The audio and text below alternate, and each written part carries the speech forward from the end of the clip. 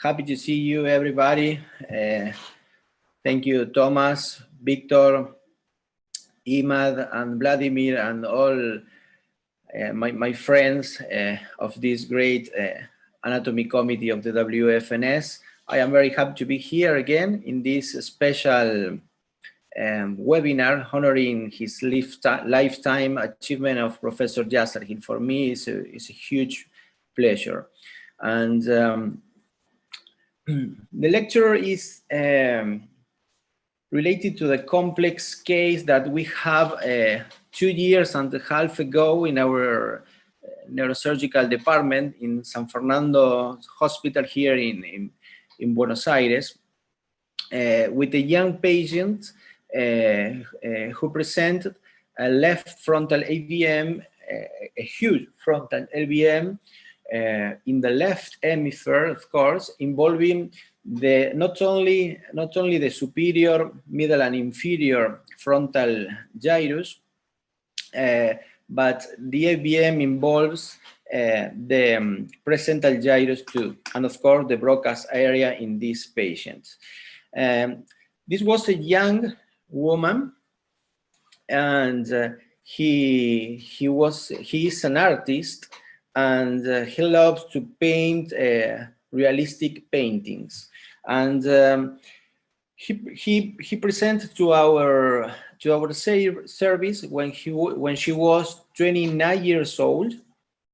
He presented a history of seizures treated with phenytoin and oxcarbamazepine, and she was diagnosed 10 years before to the first bleeding. She was diagnosed with the AVM Spetzler-Martin classification, grade 5. When the patient was received in our emergency room, the CT scan shows a big intracerebral left frontal hematoma with a small blood clot inside of both lateral ventricles, and in the third ventricle exactly the same. The patient was awake at the emergency room with the left hemiparesis and some difficulties with the normal speech. When we perform an angio-CT, in that moment, we observe a big AVM and compact nidus in the left frontal hemisphere, laterally to the intracerebral hematoma. It was a big intracerebral hematoma. We can observe here the three-dimensional reconstruction of the angio-CT in the first day that the patient was received at the emergency room in our hospital. We can observe a big left frontal AVM with some big venous of drainage arising in the superior and in the inferior pole of this big frontal AVM. We decided to perform a cerebral angiography that this study informed us a left frontal AVM with 6 centimeters of maximum diameter, with afferences from the anterior cerebral, middle cerebral artery and bilateral anterior cerebral arteries, and some afferences from the posterior circulation using a left posterior communicating artery that was fatal in this case.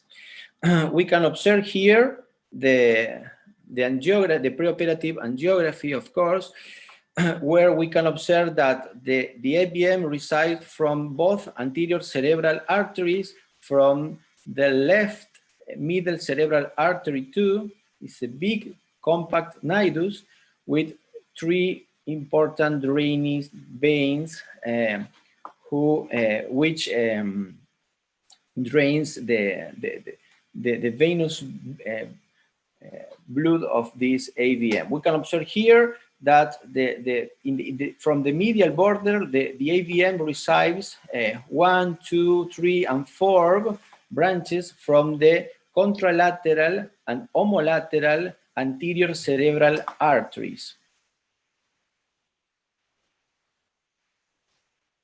In this lateral projection, we can observe a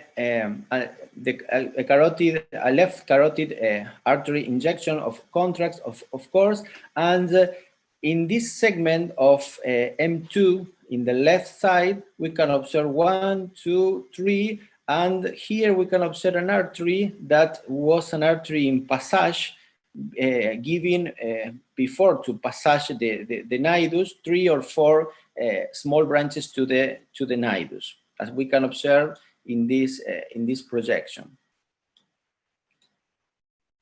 Here, another lateral projection, and we can observe here this precentral artery that was in this case an artery in passage.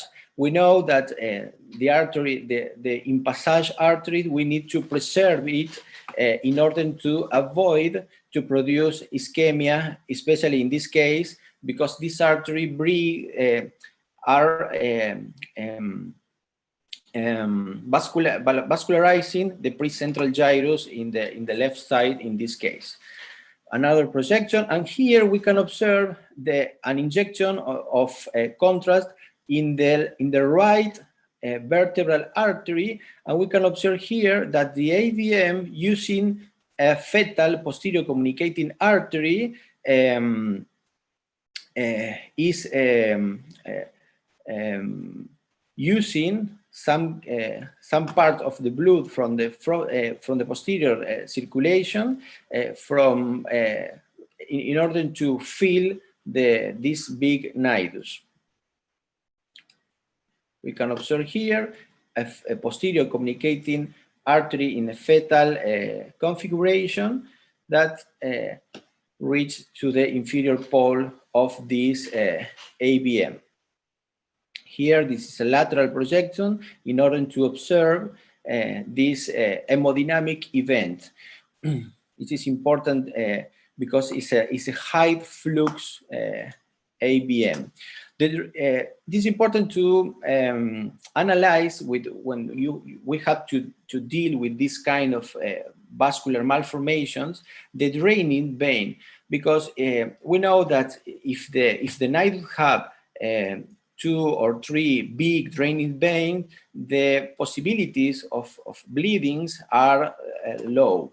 And of course, you need to observe if the AVM presents arterious or venous aneurysms, because we know that the possibilities to bleed are higher in patients that present intranidus aneurysms.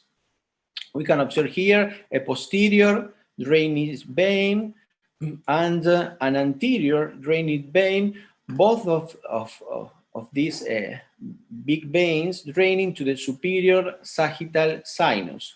And here, this vein divides in two ramus, the superior ones going to the superior sagittal sinus, and this one going to the Sylvian fissures, and then an anterior ramus to the sphenoparietal sinus, a posterior ramus using the vein of Lavey draining to the transverse sinus in this case, and we can observe colored in blue in this lateral projection. This is the analysis of the pattern of the venous drainage of this big AVM.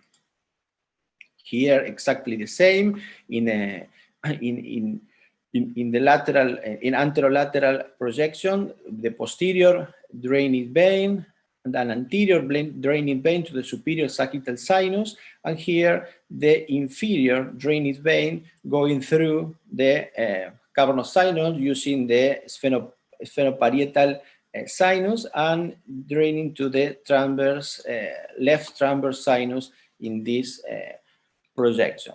Okay, this is the MRI of the patients. We can observe the close relation with this blood clot with the medial border of the AVM in the planning of the surgery. If we decide to perform a surgery, this relation is very important in order to recognize that we have not AVM medially to the blood cut. This is an important pathological landmark if you need to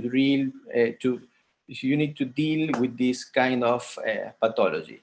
Here we can observe the compact nidus in close relation with the Broca's area and the motor cortex of the left hemisphere of the brain, as we can observe in this MRI in the preoperative study. Here we can observe the inferior pole of the AVM here involving part of the Broca's area. Here is the inferior frontal gyrus. This is the orbital part, the triangular part, and the opercular part is here in close relation with the inferior pole of the AVM. And here is the precentral gyrus, the primary motor cortex of the left hemisphere, here in close relationship between the AVM and the motor cortex, of course. The coronal section we can observe exactly the same, the compact nidus, medially the blood clot, and in this patient we decided to perform tractography in the preoperative period, and we observed that the corticospinal tract was displaced medially to the blood clot. Here we can observe that the blood clot is medially to the corticospinal tract. And now, 3 months after the bleeding, the patient was without deficit, only with weakly seizures with transient right arm monoparesis. And now, in that moment, we perform several meetings in our department in order to decide the best option for this patient, to operate or observe. Remember that the patient was 29 years old, female. The natural history of untreated AVMs, we know that the risk of bleeding from untreated AVM is from 2 to 4% per year. It is greater if in the first 5 years when presenting symptoms, like in our case. In patients with a history of previous bleeding, we can observe in literature that are reported a percentage so high like 44% of bleeding annually in patients with previous history of bleeding. And of course, if the patient had a history of bleeding plus seizures, the risk of rebleeding is 23% per year.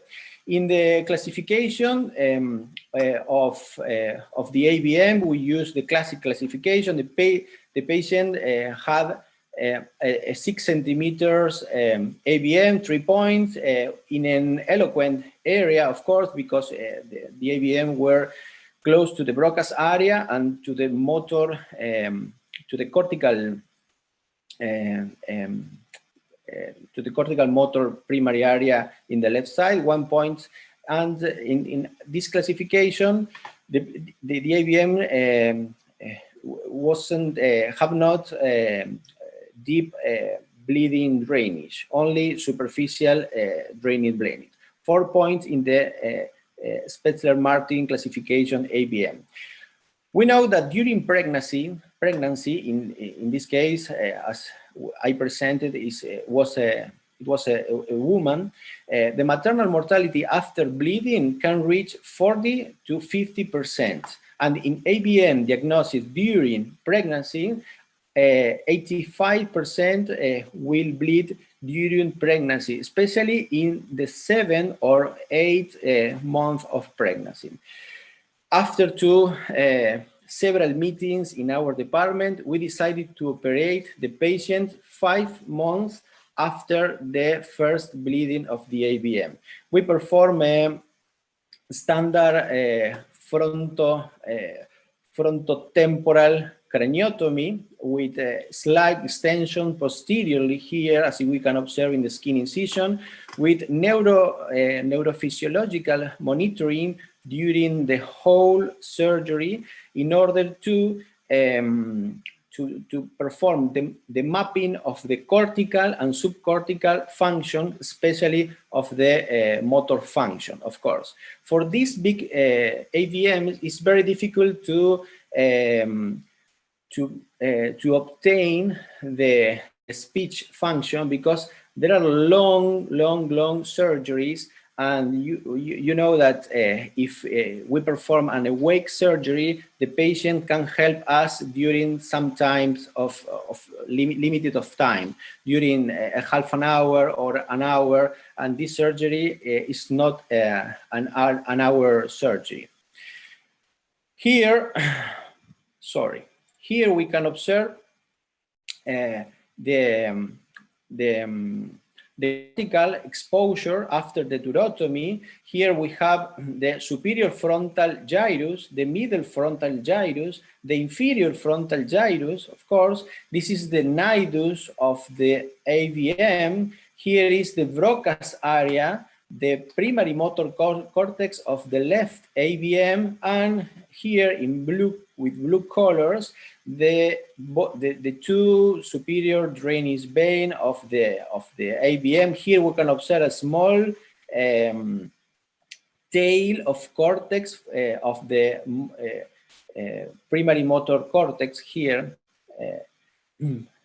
under this vein, and the inferior drainage vein, this one going to the sphenoparietal sinus, and this one going to the transverse sinus using this vein, that is the vein, the Laves vein. We performed this surgery with 2 colleagues. We were working during 27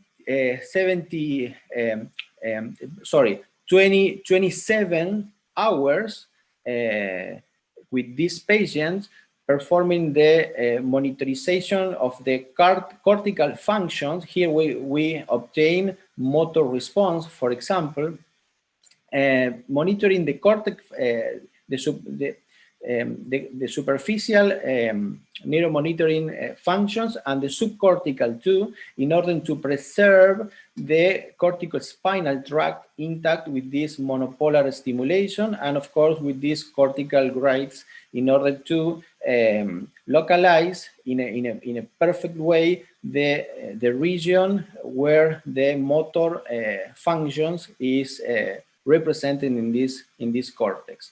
Of course, during all the surgery, we operate this patient using this neuromonitoring assessment, and this was why the surgery was so long too. And this is the final view. We can observe the complete removal of the AVM.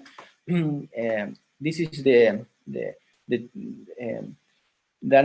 pathological piece of the AVM of 6 centimeters of diameter, and this is the angiography in the postoperative period, where we can observe several clips in the place where the MAB were located, and we observe a normal angiography with the field of the AVM without AVM 1 month after the surgery. The patient evolved with a slight hemiparesis that recovered completely 2 months after the surgery, and during 1 year the patient needs to go to a phonoaudiologist in order to practice some words and recover his speech, her speech completely. And this is the video that I recorded last week because the patient came to the hospital 2 years after the surgery. I asked to her, please, you can elevate your left arm, your right, please. Yes, excellent. What's your name? She says her name. How do you feel? I asked to her. Fine, very good, very good. Okay, and this is the end. Thank you very much for your attention. Thank you, dear friend Matias Baldoncini. It was a really good case, an excellent surgical procedure. Do anybody have some question or comment, please? I thought it was an excellent case. I think the planning and the final execution of the surgical procedure, defining all the arterial and the venous angio-architecture was excellent. So I think well done. There's nothing more really to comment on it. Thank you, Ramesh. It was a difficult case for us. We wrote to two neurovascular surgeons who told us, please leave that the AVMs makes damage, not you. And we decided to perform the surgery in close contact with the patient, with family, because we know that these complex cases are really difficult to obtain a surgery without any deficit. And it was a difficult case. Agree. Yeah, Matias is always very meticulous in his thinking and in his doing. So, you know, I'm not at all surprised that it all went so well, and the illustration and demonstration of it was beautiful. Well done, Matias. Thank you very much, Thomas. Well, compliments for this very difficult case and for the courage to do surgery. And I think that you did really all you need for avoid any problem after. The surgery of AVM is always a question mark. Also, what are looking simple become complicated and vice versa. Only suggestion, if you have another case, use the fluorescein because after Eric Gadol and our experience, is very useful to see the feeders when you start surgery. That's it. Compliments again. Thank you, Professor Giovanni. Absolutely agree with you. Unfortunately, as you know, we work in a developed country, and it's very difficult for us to obtain fluorescein. Only in the private hospital we can obtain it and use it for our patient. Unfortunately, this patient was operated in the public hospital, and we have not so many resources. Thank you very much, Professor Giovanni. It was a hard work. We operate, as I told you before, we operate this patient with 2 colleagues. We were working during 27 hours, and I think that if you need to, this is my suggestion for especially for young neurosurgeons, if you need to deal with this pathology, I suggest that not operate the patient alone. You need to operate without other colleagues because you need to work many hours. Victor? Yes, Dr. Ahmed.